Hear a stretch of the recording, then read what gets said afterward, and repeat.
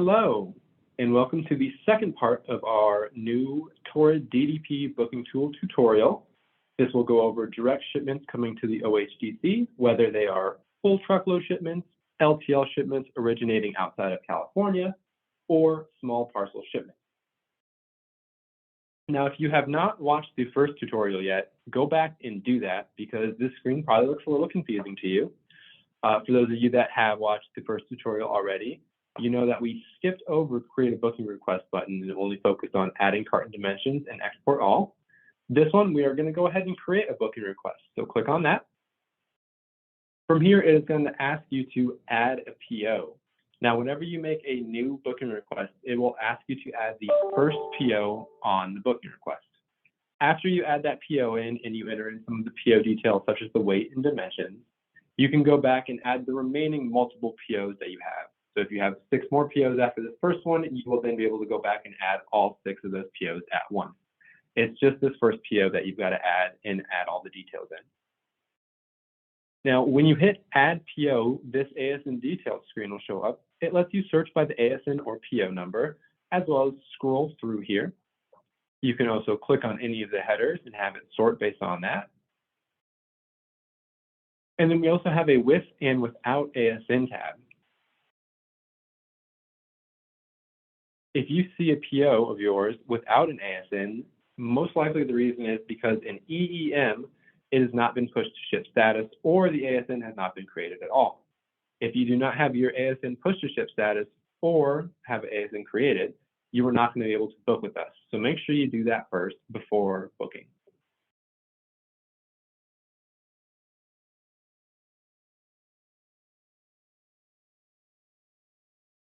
And I will mention it's running a little slow here. I am in our QA test environment.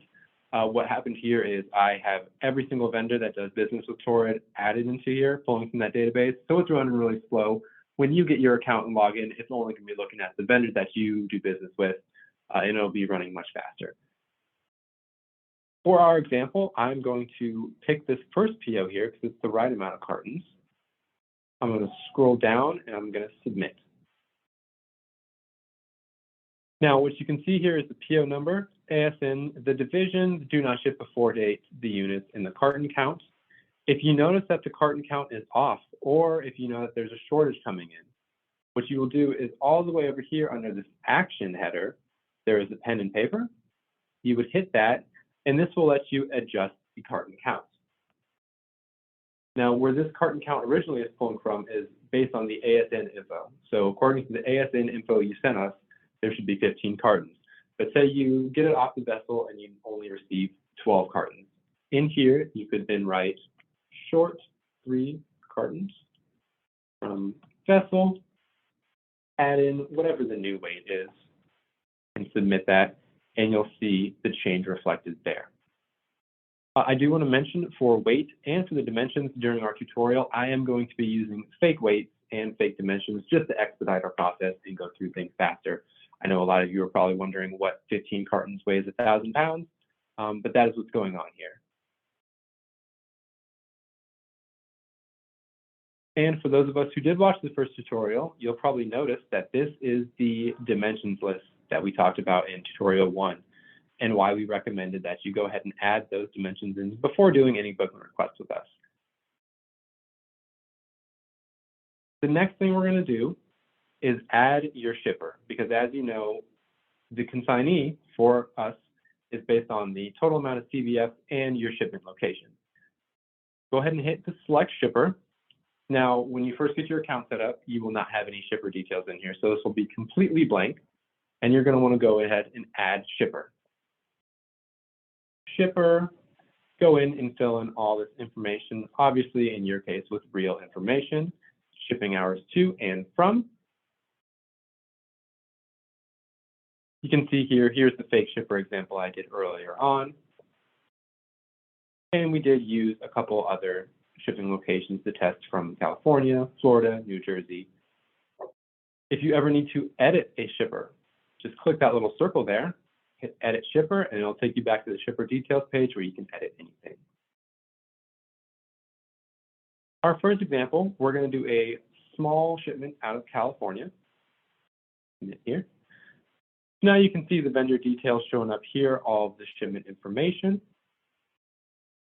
and the CVS, which is deciding that this is going to come straight to the OHDC. For small parcel shipments, what you're going to want to do then is scroll down here, select your carrier from this drop-down list. If you are using a carrier you don't see on this drop-down list, please email us, that way we can get it added. For this example, you would say, let's use UPS ground. It says scheduled pickup date, but this also would be a scheduled ship date in the case of small parcel. You would select your date.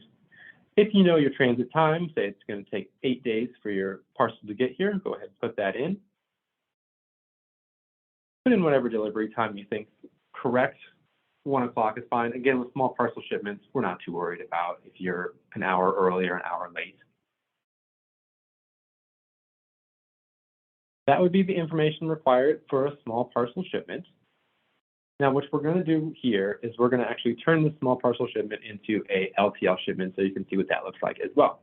An LTL shipment originating outside of California, let me specify, sorry. We're going to go back and we're going to add another PO here.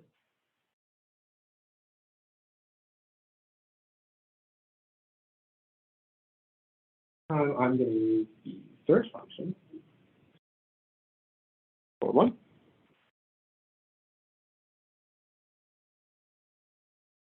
I'm going to select that and add it to here, again, using fake dimensions and fake weights. You can see that the total freight volume has now updated, and it has it going to ADP Express. Now, as I mentioned, I believe in tutorial 1 and possibly in this tutorial, our third tutorial is going to go over consolidation shipments. So we're going to ignore that for now, but what we are going to do is change our shipper because we're pretending this is a LTL shipment originating outside of California. Let's say this one's coming from Florida. As you can see, the consignee details have now changed, so it's coming straight to the OHDC. Also, you will notice, with small parcel, it was requiring you to enter your carrier.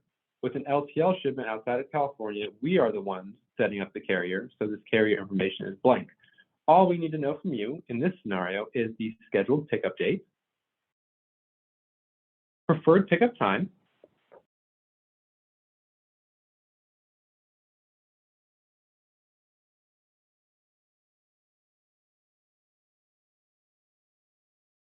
and your skid dimensions.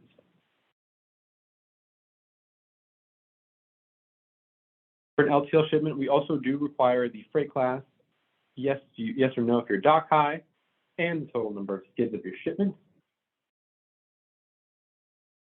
5.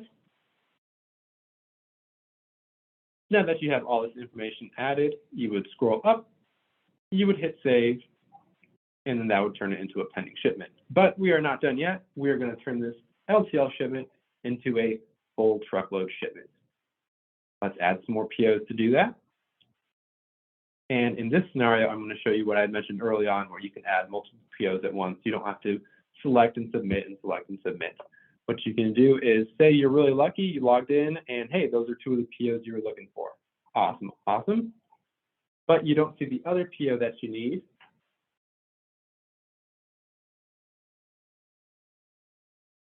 Without deselecting, without hitting submit, you can just straight up search.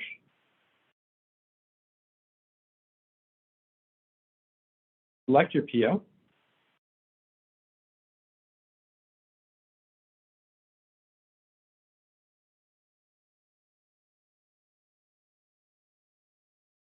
Search for another one.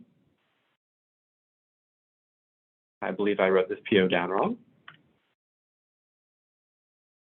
Yep, I have the wrong PO written down, but that's okay. It's not going to stop our demo. What I'm going to do is just clear this search.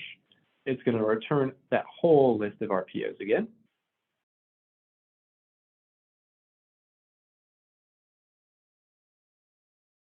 Now I'm going to select these other ones.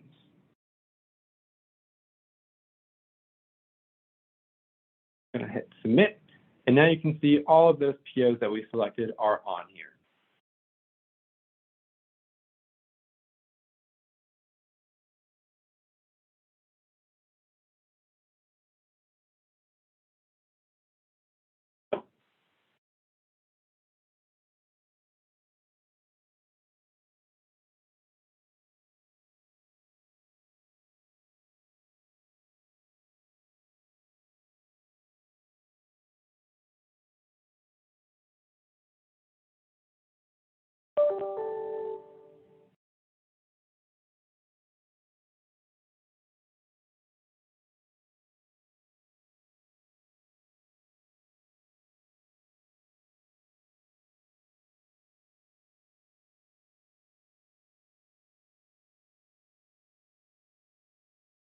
And in this instance, we are going to switch back to our California shipper.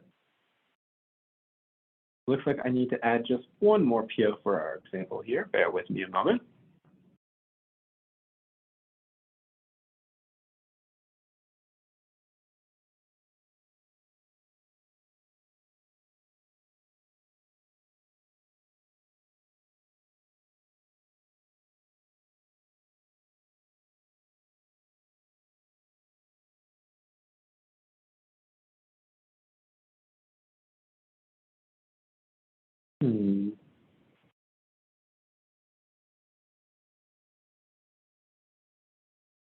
All right, now you can see, again, coming straight to the OHDC based on the over 2,400 CBFs and your shipment location. Now, in this case, we do require the floor loading for our full truck shipments, so you will not need any of these skid dimensions, the freight class, the dock height, anything like that. You just need to enter in your scheduled pickup date and preferred pickup time. Like I mentioned the other 2 times, this is when you would go up and hit save. We are actually going to do it this time. Go ahead and click save. So if there's any issues with the information you entered at the bottom, it will pop up and give you a red little error here. Right now it's telling me total number of skids cannot be 0. This is because we tried to make it an LTL shipment and then turn it into a full truckload shipment. It doesn't like that. I'm going to trick it and say 1 skid. You could always email us if you were worried about that causing an issue, but it will not. Now, you can see on your screen here, it is showing this shipment in yellow pending status, and it's highlighting your cartons in orange.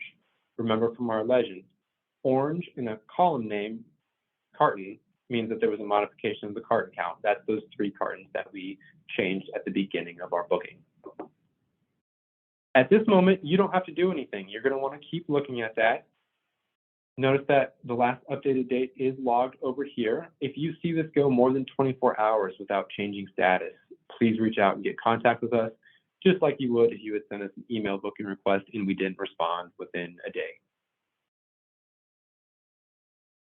Now, bear with me a really quick minute. I'm going to have to log into our view,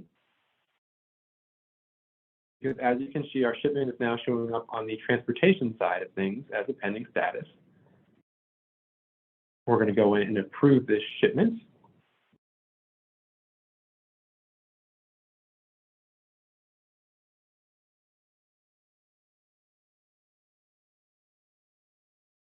And now this is where the transportation team will go in and let you know who's picking up. Obviously, you guys know that Cargo Solutions is usually our go-to for full truckload shipments. This is also where we would enter in your load number for this shipment. If we had to change your scheduled pickup date or pickup time, say Cargo Solutions is out of capacity on the 13th or couldn't make this 1 o'clock pickup, this is where we would change it. We're going to go ahead and assume that Cargo Solutions is fine on capacity here and get this scheduled for us.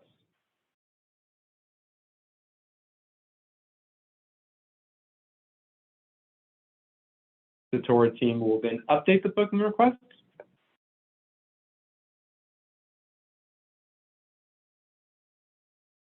And on your end, you will see that go from pending status in yellow to a green approved status. Green is good, green means go. Now, let's pretend that today is actually the 13th and we are shipping this shipment. What you're going to want to do is come over to this Action tab, and you're going to want to hit this Shipped button. It does require you to make a note. At the moment, we have asked the Recode team not to have that as a required field, but until they do implement that change, all you have to do is you could put your initials in and today's date.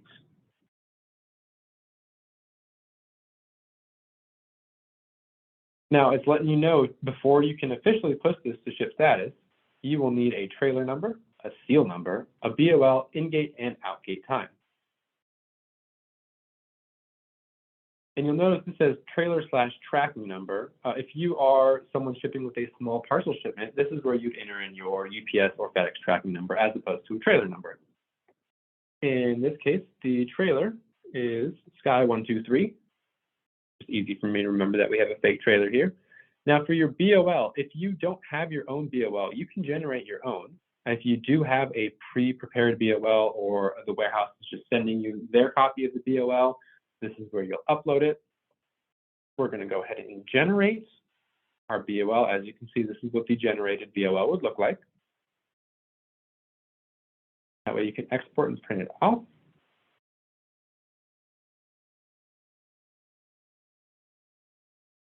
And then you would go in and upload that BOL. Obviously, you're going to want to make sure it's the shipper signed BOL.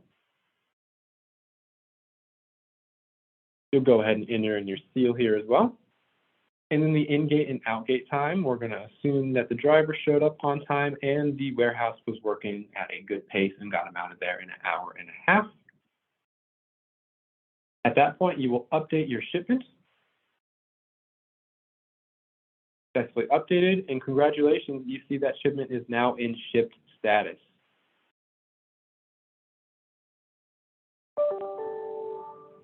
We scroll over here, also you'll notice, hey, the BOL, it's not red. Awesome, that's great. And you can always click on it if you wanted to look at the BOL and see that you updated the right one yourself.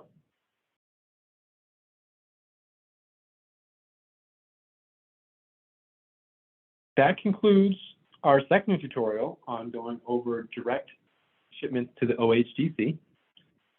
Like we mentioned, tutorial number 3 will consist of our consolidation shipments. So tune in for that.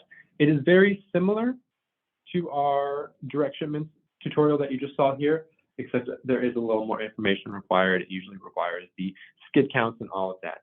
So make sure you tune into that as well if you do any consolidation shipments with us. And thank you for joining us today.